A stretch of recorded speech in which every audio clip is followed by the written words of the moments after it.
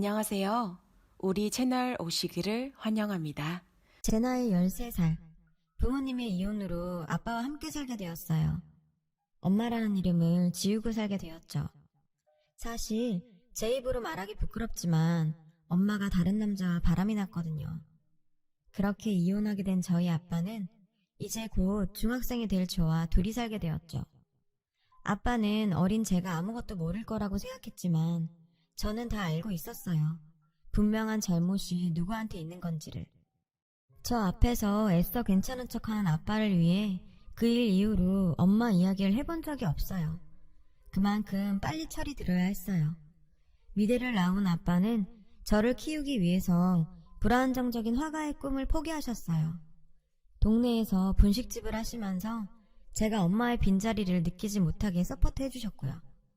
저도 하루라도 빨리 어른이 돼서 아빠 어깨에 짐을 덜어드리고 싶었어요. 정말 코피나도록 공부했고 로스쿨에 진학해서 변호사가 되었죠. 변호사 면허증 나오는 날 아빠는 엄마 없이도 잘 자라줘서 고맙다며 눈물을 흘리시더라고요.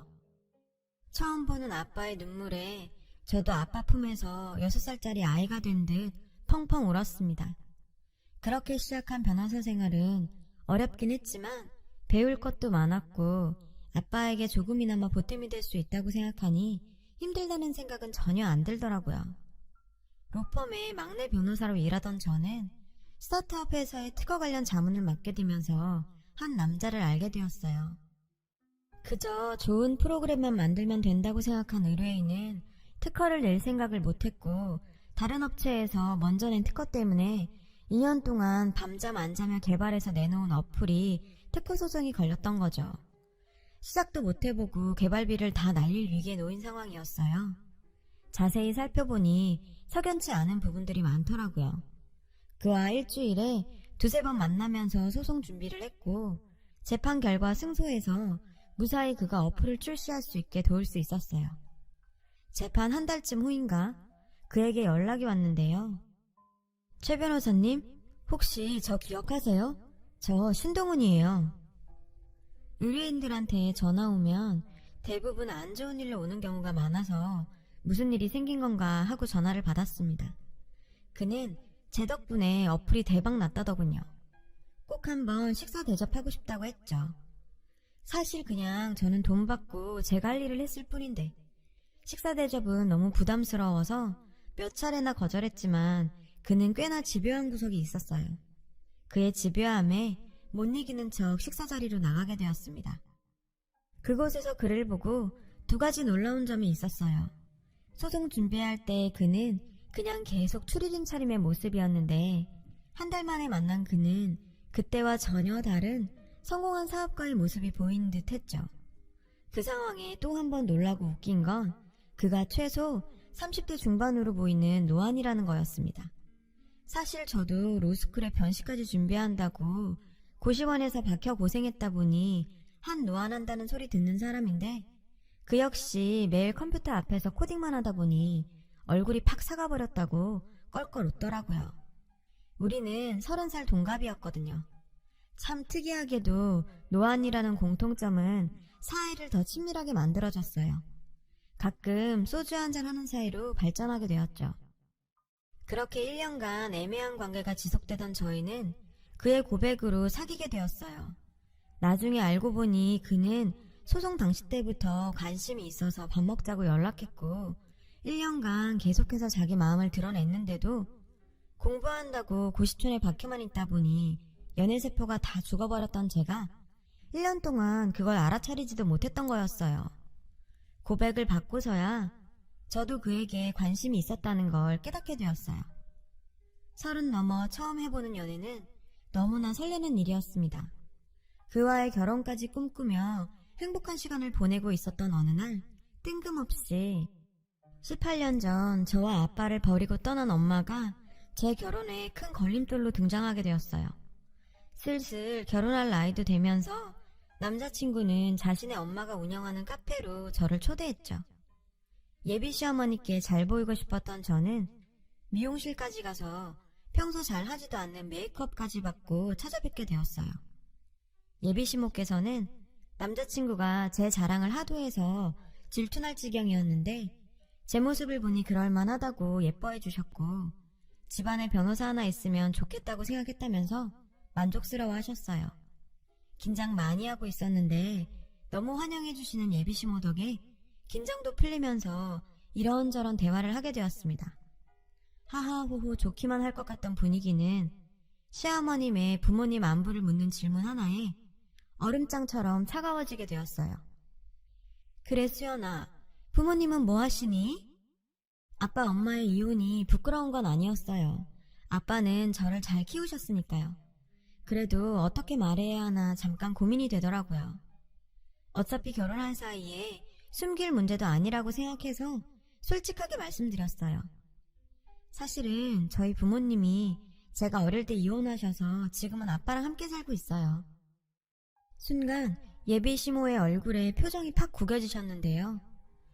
그래, 이야기 잘 들었다. 이제 그만 가보거라. 순간 냉랭해진 분위기에 저는 당황했고 남자친구도 분위기를 풀어보려 했지만 예비 시모는 자리를 떠나버리셨어요. 저는 도대체 이게 무슨 일인가 싶어서 어리둥절했죠. 이때까지만 해도 이게 우리가 결혼을 못하게 될 정도까지 커지게 될 거라고 생각도 못했죠. 남자친구는 걱정하지 말라더군요. 원래 성격이 불같으셔서 그렇다며 저를 달랬습니다. 저도 계속 결혼을 진행하기 위해선 그에게 저희 부모님의 이혼 이유에 대해서도 알려야 했고 이야기를 다 들은 그는 자신의 어머니에게 가서 잘 말해보겠다고 했어요. 그리고 며칠 후 그는 어머님께 잘 말씀드렸다면서 걱정하지 말고 결혼 준비하자고 하더라고요. 예비 시모와의 첫 만남 이후 찜찜하긴 했지만 더 이상 늦출 수가 없어서 결혼 준비를 진행하게 되었어요.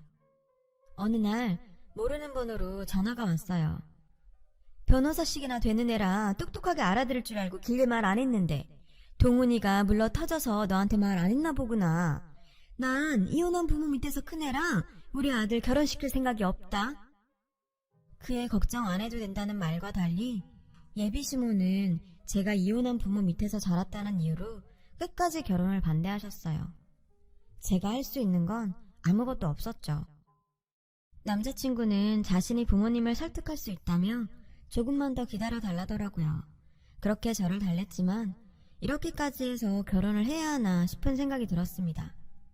그날 이후 마음이 복잡해서 일도 손이 잡히지 않고 남자친구 만나는 것조차 불편해서 잠깐 시간을 가지고 있었어요. 사무실에 제 손님이 왔다는 소리를 듣고 나가보니 그의 엄마가 서 있었어요. 내가 알아듣게 말한 것 같은데 아직도 우리 아들을 만나고 있니? 내가 이래서 안 된다고 하는 거야. 이혼한 부모 밑에서 큰 애가 무슨 가정교육이나 제대로 받았겠니? 로펌에서 아직도 가장 막내 변호사라 행동 하나하나 눈치 보면서 지내고 있었는데 갑작스럽게 남의 직장에 찾아와서 악담 붙는 예비시모 때문에 의도치 않게 제 개인사가 로펌 사람들에게 공개돼 버렸는데요. 야, 내가 듣자하니 너희 엄마가 바람나서 이혼한 거라면서. 얘, 바람도 유전이다. 유전이라는 통계가 있어. 알아? 우리 아들이 너랑 결혼했다가 이혼이라도 하면 어쩌려고 너랑 결혼을 시키니? 정말 수치스러웠어요. 직장 동료들 앞에서 발가벗겨진 기분이었죠. 제 파혼 소식과 왜 내 입으로도 말 못하는 개인사를 남의 입에 의해서 공개돼야 하는 건지 참.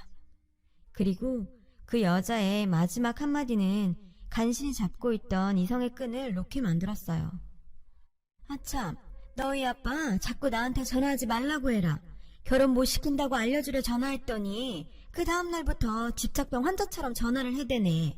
이러니 이혼하는 데는 다 이유가 있어. 그러니 너희 엄마가 도망을 가지. 저희 아빠까지 조롱하는 모습에 순간 저도 이성을 잃었어요. 이 미친 X의 머리채를 잡아버렸는데요. 바깥에서 지켜보고 있던 동료들이 아수라장이 된 제 사무실에 들어와서 저를 뜯어 말려서 겨우 진정이 되었습니다.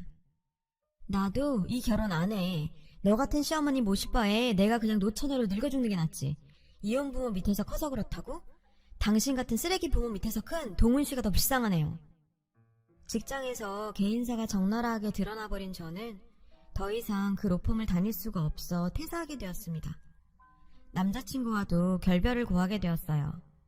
남자친구는 이렇게 헤어질 수는 없다며 매달렸지만 더는 그 여자랑 엮이고 싶지 않았어요. 무엇보다 용서할 수 없는 건 저에게만 그런 모욕을 한 게 아니었어요. 그 여자는 저희 아빠에게도 전화해서 이혼 가정에서 자란 아이는 며느리로 받아줄 수 없다며 딸아이 정신 차리게 하라고 쏘아붙였답니다. 아빠는 자신의 이혼 때문에 제가 이런 대접을 받고 있다는 사실에 큰 충격을 받으셨다고 했어요. 어떻게든 문제를 해결해보고자 그 여자에게 이런저런 제안을 해봤다는데 그 여자는 저한테 얘기했듯 이렇게 집착을 하니 마누라가 바람피고 도망간 거라며 오히려 조롱을 했다네요. 아빠는 저에게 말도 못하고 끙끙 앓고 계셨던 거였어요. 이미 모든 걸 끝내고서야 알게 된 사실에 정말 손이 부들부들 떨렸지만 아빠가 그러지 말고 잊고 살라며 말리시는 통에 제 가슴 속에 상처로 묻어두게 되었어요. 그렇게 3년이 흘렀습니다. 저와 아빠에게 풀수 없는 상처를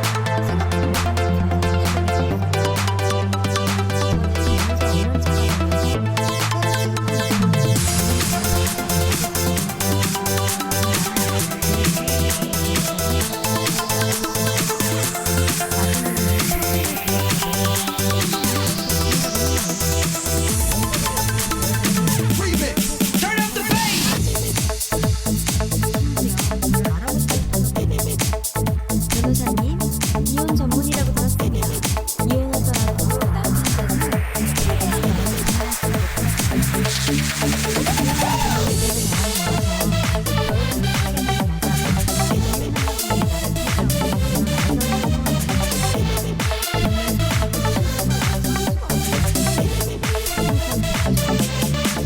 남편께서 마주 보니까 이혼한다고 수많은 변호사들 중에 날 찾아오다니요.